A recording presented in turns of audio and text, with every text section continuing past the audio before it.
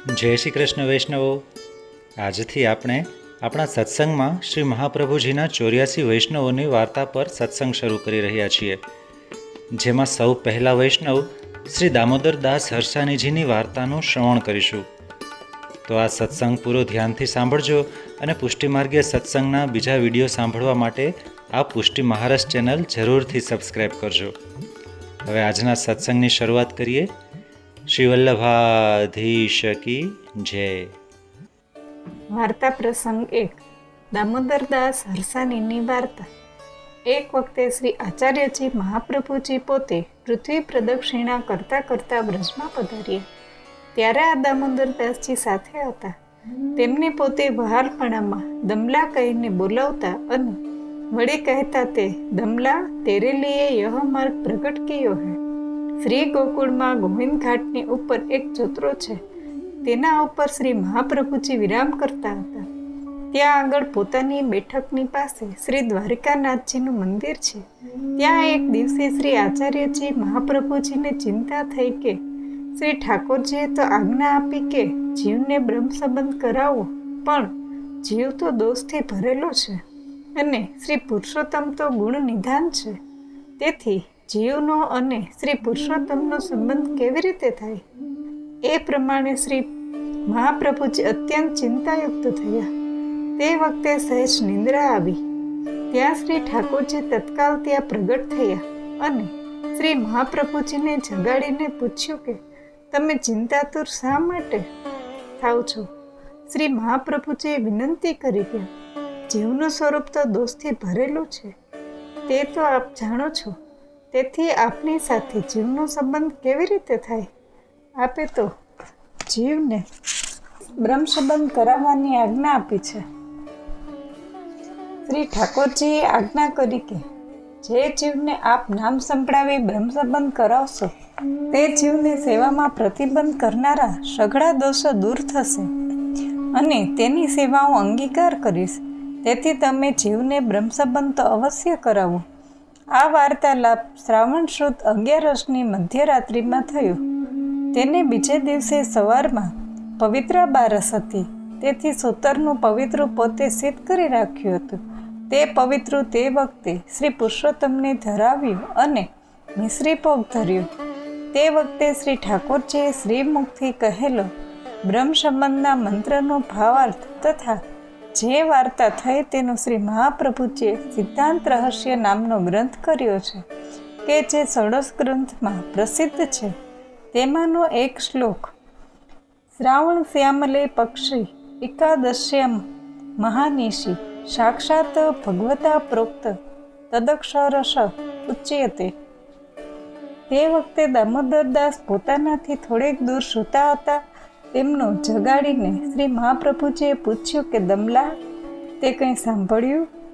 ત્યારે દામોદરદાસે જવાબ આપ્યો કે મહારાજ, શ્રી ઠાકોરજીના વચનો સાંભળ્યા તો ખરા, પણ સમજ્યું નહીં.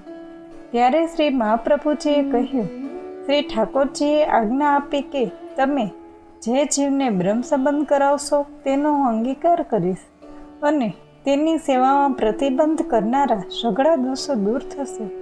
તેથી બ્રહ્મ સંબંધ અવશ્ય કરવો. વળી તે વખતે શ્રી મહાપ્રભુજીએ માગ્યું કે મારા પહેલા દામોદરદાસનો દેહ ન છૂટે. તેનું કારણ એ છે કે પોતે શ્રી ભાગવતનું અહર્નિશ મનન કરતા અને કથા કહેતા હતા. પુષ્ટિ માર્ગનું રહસ્ય દામોદરદાસથી કંઈ પણ ગુપ્ત રાખવામાં આવ્યું ન હતું. તેમજ સ્વમાર્ગનો સઘળો સિદ્ધાંત દામોદરદાસના હૃદયમાં સ્થાપવામાં આવ્યો હતો. પ્રસંગ 2. એક વખતે દામોદરદાસ અને ગુસાઈજી એકાંતમાં બેઠા હતા. ત્યારે શ્રી ગુસાઈજીએ દામોદરદાસજીને પૂછ્યું કે તમે શ્રી આચાર્યજી મહાપ્રભુજીને કેવા સ્વરૂપથી જાણો છો? દામોદરદાસે કહ્યું કે હું તો શ્રી આચાર્યજી મહાપ્રભુજીને સંસારમાં સઘળાથી મોટા, જેને જગદીશ કહે છે, અગર તો જેને શ્રી ઠાકોરજી કહે છે કે તેમનાથી એમને અધિક જાણું છું. શ્રી ગુસાઈજીએ પૂછ્યું, તમે આવું શા માટે કહો છો? શ્રી ઠાકોરજી તો મોટા છે. દામોદરદાસે શ્રી ગુસાઈજીને કહ્યું કે મહારાજ, દાન મોટું કે દાતા મોટો? કોઈની પાસે પુષ્કળ દ્રવ્ય હોય તો તે શા કામનું? જે આપે તેનું ધન જાણીએ. શ્રી આચાર્યજી મહાપ્રભુજીનું સર્વસ્વ ધન શ્રીનાથજી છે. તેનું તેમણે અમને જીવોને પોતે દાન કર્યું. તેથી શ્રી આચાર્યજી મહાપ્રભુજીને હું સઘળાથી મોટા છે એમ જાણું છું. પ્રસંગ ત્રીજો. એક વખત શ્રી ગુસાઈજી પોતે બેઠકમાં બેઠા હતા. તે વખતે દામોદરદાસ ત્યાં આવ્યા. ત્યારે શ્રી ગુસાઈજીએ તેમનું બહુ જ આદર સન્માન કર્યું. દામોદરદાસ દંડવત પ્રણામ કરીને બેઠા. તે વખતે 2-4 વૈષ્ણવ શ્રી ગુસાઈજીની પાસે હસવા ખેલવા માટે બેઠા હતા.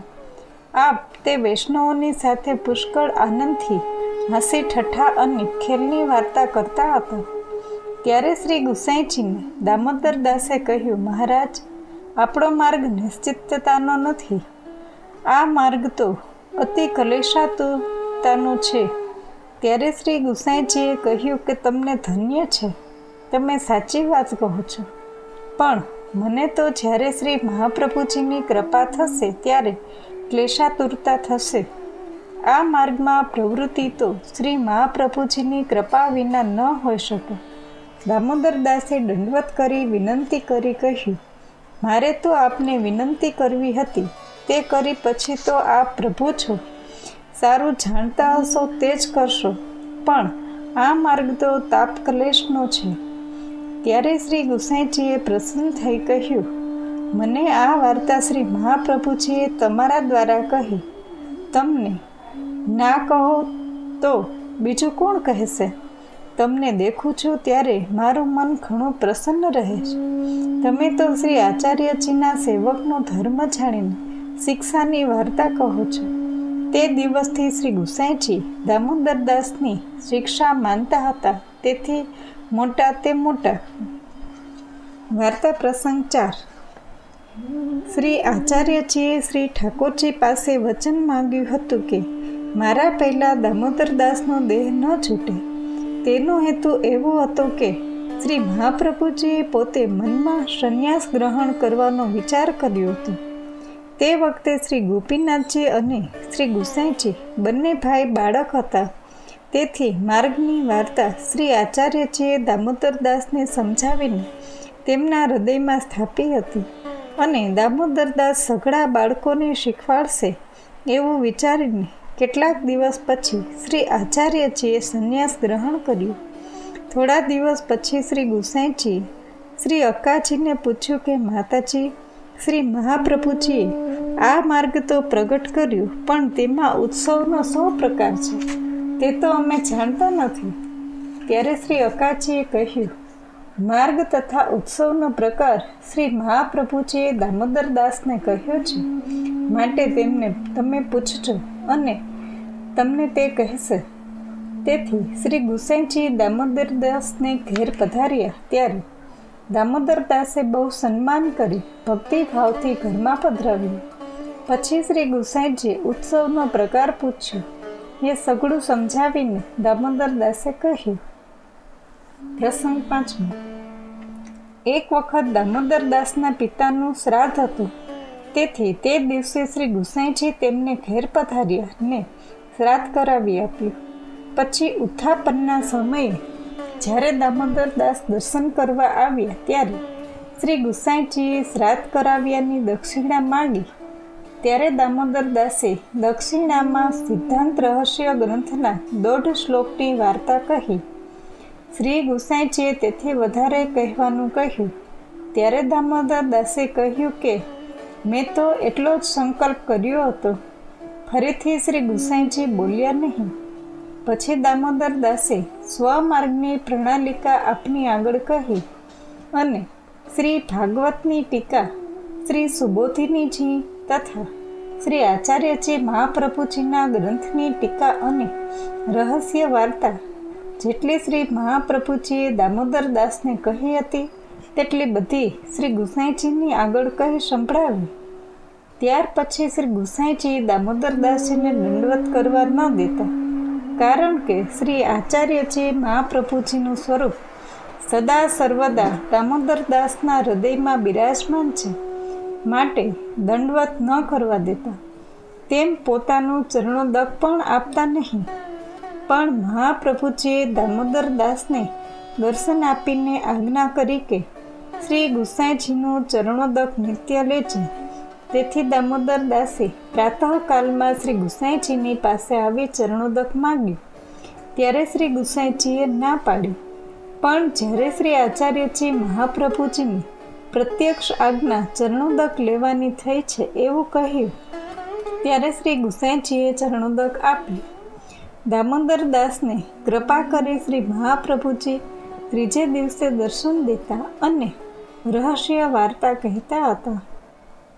કદાચિત ત્રીજા દિવસે આપના દર્શન ન થતા તો દામોદર દાસ અત્યંત કષ્ટાતુર થતા ને જ્યારે દર્શન થતા ત્યારે સુખ પામતા હતા.